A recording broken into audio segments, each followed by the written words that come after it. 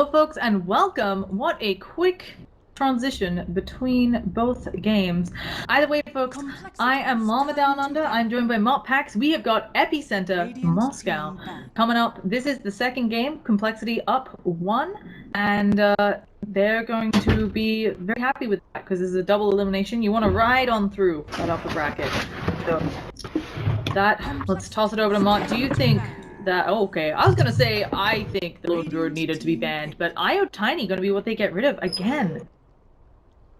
Yeah, keeping the strat, like I said, it's kind of one of those things. You have to pick your enemy, and do you pick the Lone Druid now? Is that something that enemy are comfortable running?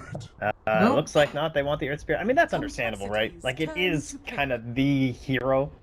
Maybe now they'll try and consider how they're going to approach it earlier on in the game. Maybe do such things as warding up like that off-lane camp. Not that it mattered at that time. I don't even think he had to use it. He was in lane the whole time. But getting some of these supports that can help zone note from pulling the wave at the very beginning is actually pretty huge.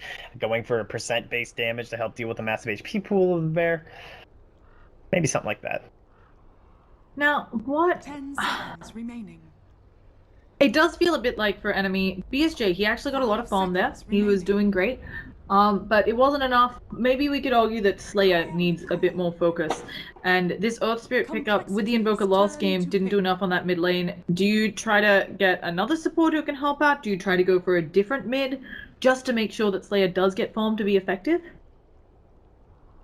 I don't know. Problem, like, I love Invoker. I think it's an extremely strong hero. I think the issue was that with the rest of the lineup, it didn't quite work well. Like, they had the Invoker and they had the Gyro, but it was an Exort Invoker, and so he wasn't adding any of that element of control. And then in your off lane, you had the Enchantress. So running that, it's not a Faceless Void, it's not a Tidehunter, right? There was no way that they could actually force Complexity into an engagement, and we saw Complexity like massively abuse that, and the fact that they just farmed the entire map. But like, I never once felt any sort of a presence from NMEGG where they approached a tower as a group and had any sort of a threat there. Like, they were never in a position where they could be somewhere and have this AoE threat that would stop any sort of an entrance from Complexity, and without that, they had no safeguard against that, and they just couldn't even push. Like, there wasn't an element to move forward out of the laning stage for them. So I'd rather see some sort of control drafted. They're gonna go with the Invoker again. Now, it's not necessarily against what you said. Invoker can be quite a bit of control, but we're looking like just lost game, and I'm not sure that's gonna cut it, especially when I think Wyvern ulted once or twice that last game. I might have missed one, but if they decide to go for that again as the way to deal with the Chen, I don't think it's going to work. Yeah, I don't think we'll be seeing the Winter Wyvern again. I would be pretty surprised. One thing we definitely won't be seeing will be the PL. So maybe this time they can actually do something about that mid lane. That was brutal. He, like, literally zero punishment on that PL.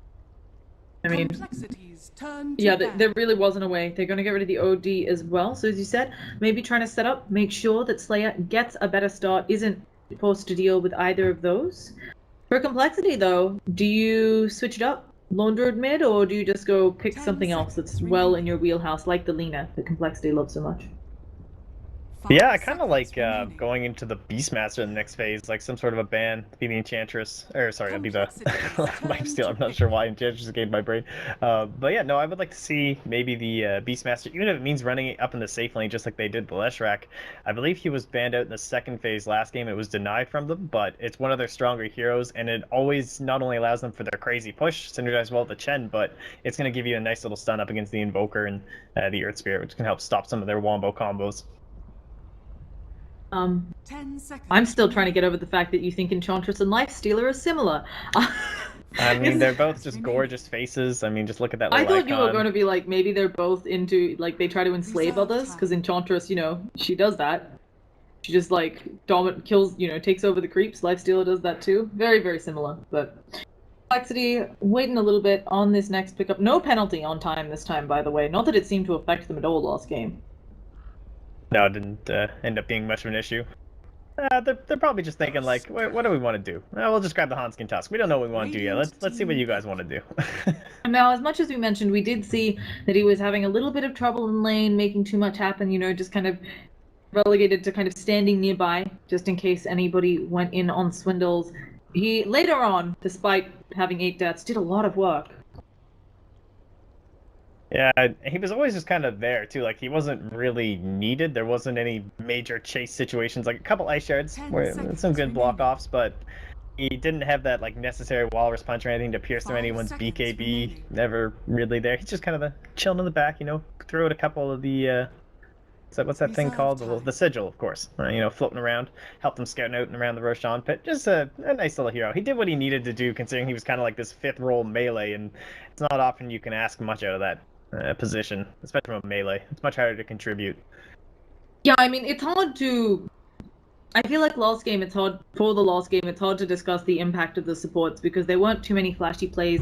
There wasn't a huge amount of setting up big kills that led into pushes, but the efficiency coming out of both the Chen, the PL, the Loner, the fact that all of them were farming and so far ahead by the time we got to that area where they could push, just kind of took over the game. They almost ran 4 cores last game. They basically ran 4 cores and didn't get punished.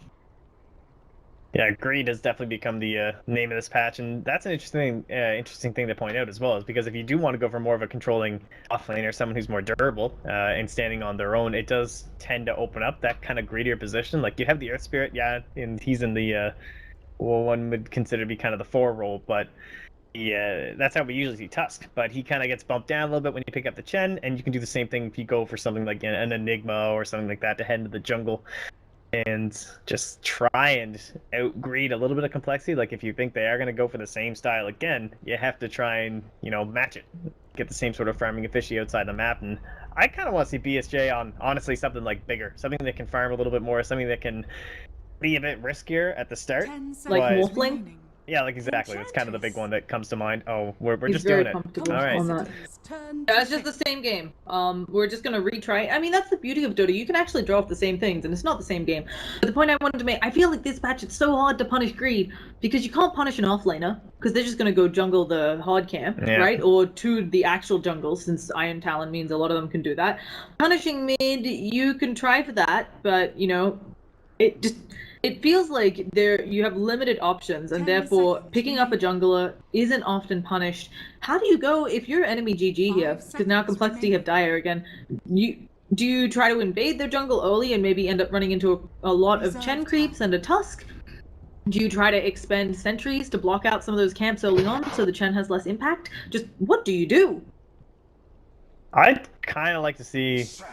I'm kind of surprised they didn't go for like a bounty hunter or something now that I even think about that, but I guess with the Earth Spirit it's not really an option. Alright, this is hilarious. Like, okay, so like I don't want to say like a void, honestly.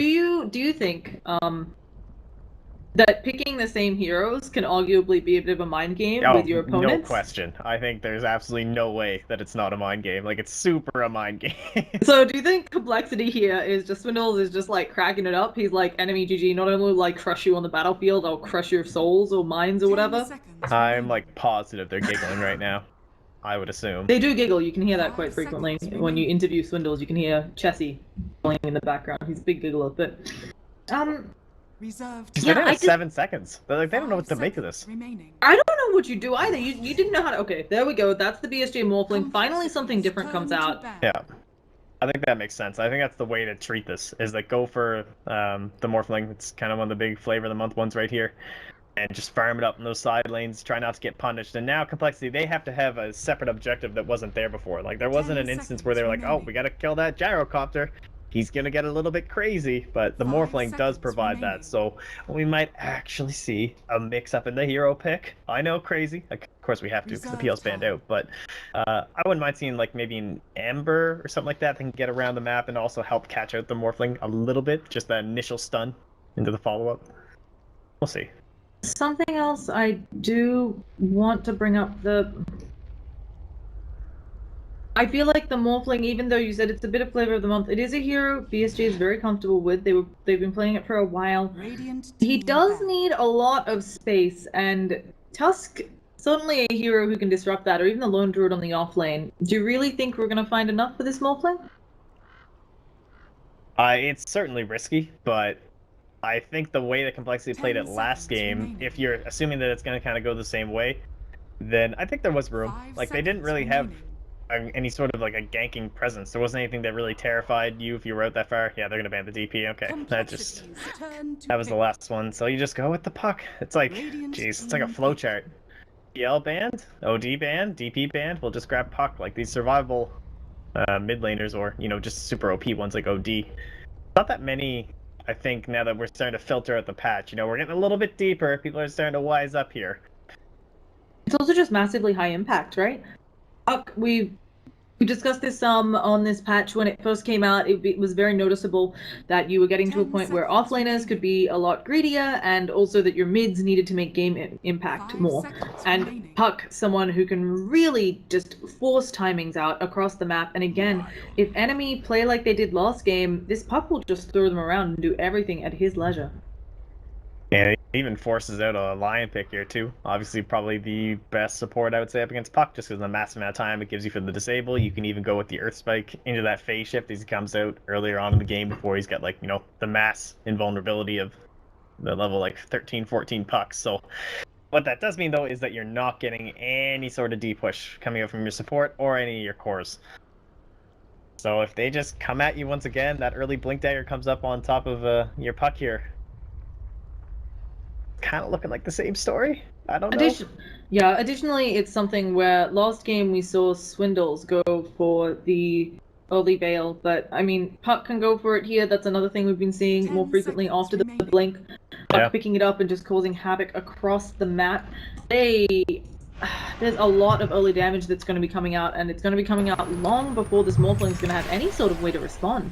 Again, just the, hey, we don't want to get sunstruck. Oh, I love it. I'm a little disappointed, honestly. I thought he would figure it out that time, but come on now. And this time they should have stood still. Maybe it was the double mind game, where he's like, okay, this time they're I'm gonna throw it. He's gonna throw it to the back, so we'll stand here. But no, wait, no, he's gonna know that we're gonna think he's gonna throw it to the back. So he's gonna throw it right back to the middle. Yeah, see, that's that. They're so in the deep of the heads with all these same heroes being picked up. But either way, looking at those item timings, it's kind of going to go the same way, right? We're going to have this mechanism coming out on Z-Freak. There's going to be the blink, as well as the probably, as you said, it could be the Veil, could be the Yules just because of the silence options, and the Lion. right? Yeah. And then the Veil from Swindles. It's just all about whenever the Radiance is done for a Chessie, and because of that, I feel like they got to actually put some more attention on him this time. Maybe some actually, wrapping around that tower, get that ward up in behind. Maybe just take down that tower and at least choke him out somewhat. They need to find some way to address him.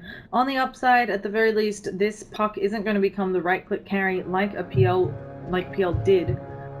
They've got that going for them, arguably, but the game impact coming out here. And Puck, and equally, as you said, equally hard for Earth Spirit to get work done on him.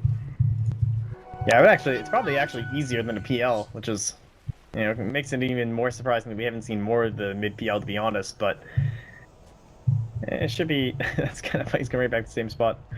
Yeah, definitely no time to check wards, I don't think, in between those two games. Something that, teams will typically do is just run through the replay really quick and see where their initial wards were. But man, that was the fastest move into game 2 I think I've ever been a part of. We were just gone. Yeah, I mean, the reason the overlay stayed up because I quickly went to the bathroom, and yeah, as you said, normally they're much slower. Hand skin has been slowed for 2 seconds. By that rolling boulder, actually losing a lot of his health, but maybe he'll begin the feed again. But either way, just making space, because while he's doing that, just gives Swindles more time to farm up in top.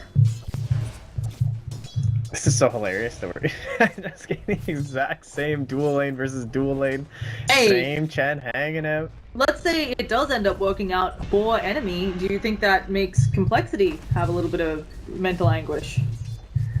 I mean, maybe. Honestly, it didn't go that bad for enemy the last time with the dual lane. They got a kill, I believe. I don't think Swindle got too out of control. It was just the resources they committed to it didn't end up being worth it because of what happened in the mid and the bottom. So I think Complexity, if it goes the exact same way, they're just going to be equally happy. Even if it goes a little bit more to the favorite enemy, they're just whatever. My bear's still building a Radiance Midas spot. Yeah, and there is no contest where at least the Gyrocopter was maybe threatening for a rocket barrage onto Chessie. Nothing here coming out of the Morphling. I mean, what do? They're gonna need Earth Spirit to do some serious work down here if they want any hope of choking out Chessie.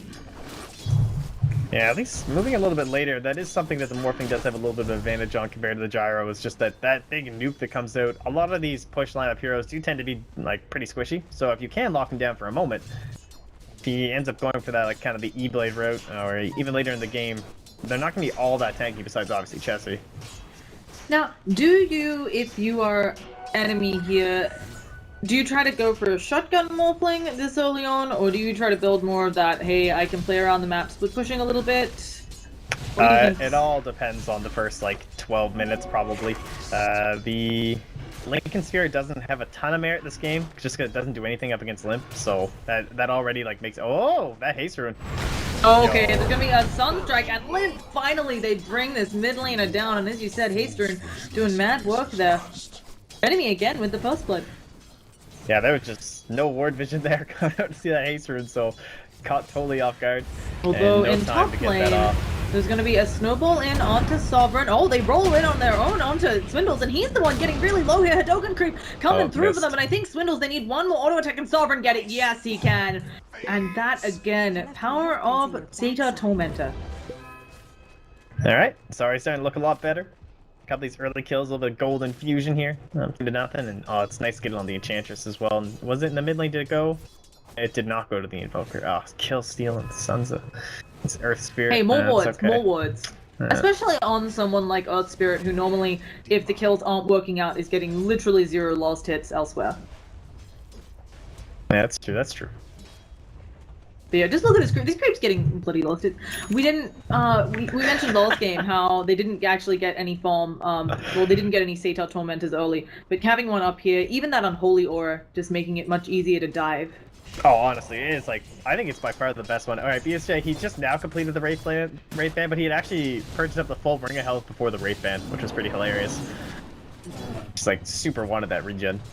Yeah, I think maybe wanting to trade hits more with Chessie. Oh, and speaking of trading hits, BSJ just coming in. There's going to be a roll on the bear. Okay, they do get the kick on through onto Chessie. Do they have any sort of other follow-up? No such luck. It's the roar under the lion. Big saves. Oh, and Puck actually taking a bit of harass from Slayer, but suddenly we have 3 in mid. Where's the snowball? Slayer gonna try to dodge around, but there is no escape here for that Invoker, and he will fall. Oh, Complexity getting themselves on the board with that one. Yeah, now that they're actually getting that attention, like this is what we didn't see last game, is that the attention comes down the bottom lane from Flying Zebra, and they're actually trying to zone out Chessie, means that it allows the Tusk, right, to actually rotate in the mid lane and do something of his own. It's kind of funny that I don't think we ever saw him gank mid, like the last game. It just wasn't necessary at all. Oh, Chessie, he's been hexed up. The roll in doesn't quite hit, but they have the stun and the big damage from the waveform on BSJ. One auto attack, my dude, is the bear gonna... Oh, okay, where is the roar? Where is it coming out? Oh, okay, he's not gonna be able to. Chessie, though, eating his way to freedom. Rock kick on through, and the last auto attack coming out of Lion. Well played. Enemy, much better start than last game. Yeah, I guess his TP might have been, or his TP must have been on cooldown, I assume. Just because he definitely had like the Roar TP play. I think maybe also worried his health was pretty low that he couldn't get it out. Sovereign gonna get stunned up here. That untouchable, not enough, and she is blown up. You're a disgrace. Dire's bottom tower is under attack. Well, the Swindle taunt comes out, and yeah. Yeah, we're just trading kills left, right, and center. Double. Oh, he's actually going for the treads. Okay. Oh, it's alright. They got the arcane boots up on Z-Freak nice and early.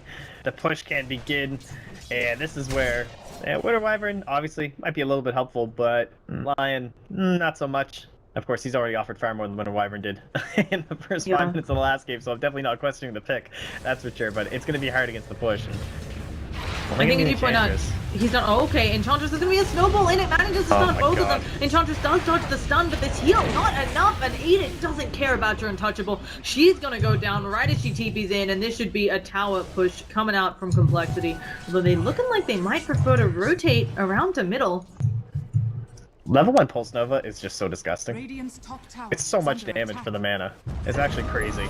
Okay, we have a rock kick on through. Limp gonna drop that Dream Coil, and coming from behind his handskin. Snowball in onto Slayer. He's silenced up with the auto attack on the Limp. Will it be enough? They can't reach him because of the ice shards. And Slayer, he's taking a lot of damage here. Puck even coming back in to throw some. Slayer gonna go down to the tower, and they also pick off the Earth Spirit. Although Frozen coming in, does he have the stun? He can't get it. He's gonna die going for this. And it looks like Handskin, no, we're not gonna be able to get in front for the body blocks. The orb coming through. Gonna be the jaunt forward, and yeah, I think Frozen unfortunately dead. Either way, manages to eat up a Fairy Fire, popping that salve as well, but they're both in that snowball, and orb finishes him off, as well as Morphling going down in bottom lane to Chessie.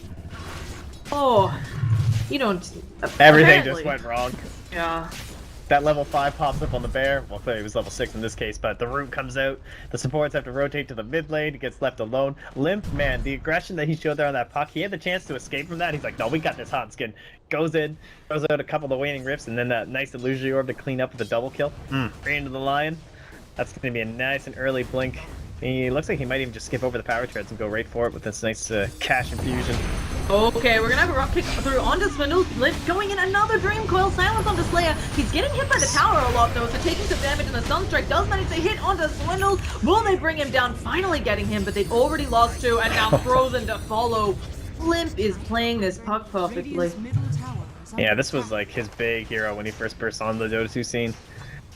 I want to say it was for NIP when they first made their team. He was playing for them, but essentially they were just like picking puck every game. This is back when puck like was only in S4. Okay, do you see what he just did there? Yeah, it's the classic, the Chen puck. Kunkka, you'll see that too. That's some beautiful stuff. I really like this from Complexity, and I feel like this is what Enemy needed to do differently.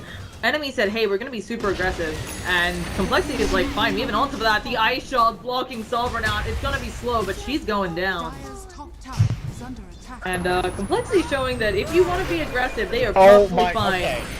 What? The Sunstrike dodge? Are you freaking out about that? He just space shifted the Sunstrike, like... Man's got skills.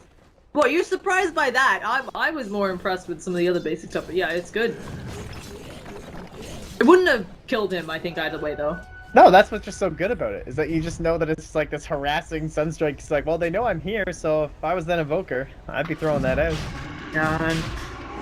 Only 8 minutes in, almost 10,000 net worth lead for Complexity. I think they're saying that last game took way too long. They're gonna close this one out right quick. Yeah, and also, I just want to say, Hanskin, the Tusk, I'm paying attention this time. Maybe you were this godlike last game, I just missed it, but can we just, like, these Ice Shards have been so good. There have been so many complete block-offs, not only just that one in the trees, but, like, in the mid lane when he locked 2 in, he's, like, body blocking them up at the same time. He's on fire this match.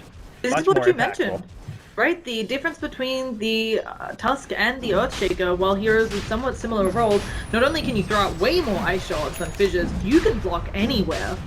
So, the easiest rush of their lives. And that Veil, oh my god, it's like a sub 10 minute Veil on Swindles, and he has 1200 gold. What on earth? He's so rich. And this is just gonna buff up everybody else, right? This is okay, good day, BSJ. Yeah, he's trying to morph out that strength for Swindles, as you talked about. Just got that Pulse Nova, just saying hello. Enchantress goes down elsewhere. Oh yeah, she's dead body butterflies flying up. And I wasn't sure initially. Okay, never mind. Up in top lane. They do end up boning that Aegis immediately. A nice play there from Enemy, but Limp thinking on coming on in. Flying Zebra caught out with the Dream Coil split spike. Not gonna hit. Oh, if he lives. Yo. Okay, goodbye. Boom. Some good jukes. Some good jukes. Knew the stuns were all out. Managed to dodge the split earth and TP's himself out. I thought he was gonna go for the roll, but he's like, oh wait. He's gonna TP. Yeah. Really nice play there, and some great awareness coming out from Flying Zebra, but not looking like it's going to be enough. Morphling just TPing into this. I don't know if you want to be here. He immediately waveforms over, because there's a lot of things to take. Sunstrike not going to hit, and Z-Freak even throwing out the mech, just making sure all his creeps are healthy.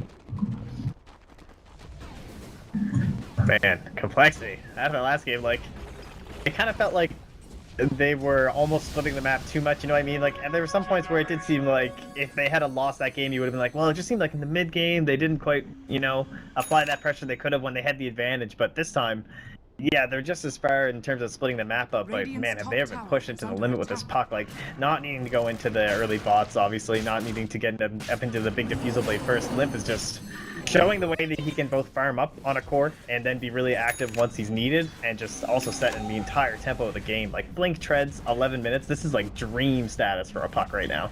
Yeah, we haven't shown it, but, you know, Swindle's sitting comfortably above 550 GPM. The puck also almost approaching 500 GPM. This isn't normally where your puck sits, you know. It is someone who can get a lot out of mid, but not that much. And also, a lot of pucks, you know, if you're farming well, sometimes you finish up the treads because you know you'll get the blink at a comfortable time. But Limp going blink first, just destroying any hope Enemy have on this map. Flying Zebra has to kick away the bear, gonna roll over the Ice Shards, but here comes the snowball. Hanskin not able to follow up. Oh. And Chessie, he's I mean, it's only 11 minutes in, but starting to build up towards that relic. And they can set pressure this tower. They're already just gone from enemy. They're just gonna sack it. I mean, I don't think there is much response they can have. This is Lone Druid with a faster Midas than last time. Again, enemy, they are not making decisions. Like, I don't know how you get back in the driver's seat of a match like this. I don't think you can lose all your towers. Well, I guess he's got, like, the replicate, so maybe he can get out there and farm up enough, but it only lasts, what is it, 30 seconds at level 1, so it's much harder to get that big farm that you kind of see from the Morphling, even at, like, level 11 and forced into 16. They might find Slayer. Yeah, I mean, Chessie just being a right pain saying, oh, you wanted to farm your own jungle, it's mine now. Killing off their Forge Spirits and then their creeps, and Tier 2 is probably going to be gone in short order. Well, at least BSJ has now surpassed Hanskin on the net worth, so it's not just red and green. So yeah, who put those net worths by team? Either way, they do have a smoke up here. I'm not sure they'll be able to find anything. Hanskin is dead. There's going to be a rock kick on through, but they missed both the roll, and Limp also has a ace. They're not finding anything here for that smoke. In the meanwhile, in mid lane, Slayer has been netted up. Here comes the damage from Swindles. He does hit the odd split, and the split earth, and that's a quick kill. At the same time, as Lion goes down, they're actually still chasing after that pace to target Hanskin. They're going to go in for the mech. The Hand of God, healing him up. Radiant's middle tower is under attack. And Limp's still thinking about going, okay, just blinking forward. Going in with the body blocks. Hey, I don't have spells, but I got a body, and they're gonna find one. BSJ gonna fall soon too. Swindle's working in on him. There's the strength mold coming out. BSJ can live this one. Swindle's diving deep and deep and deep, and there he gets it with the lightning. I don't want to say it, but this may just be GG. Yeah, I mean, I don't know, it looks so good by comparison, just that initial 5 minutes or so, but in the mid lane, like that quick double kill, and then Limp just got completely out of control, and there was never another chance for Frozen to catch him. And if the Lion can't punish him, that's pretty much your only hope of bringing him down. I mean, it's not even magnetized yet.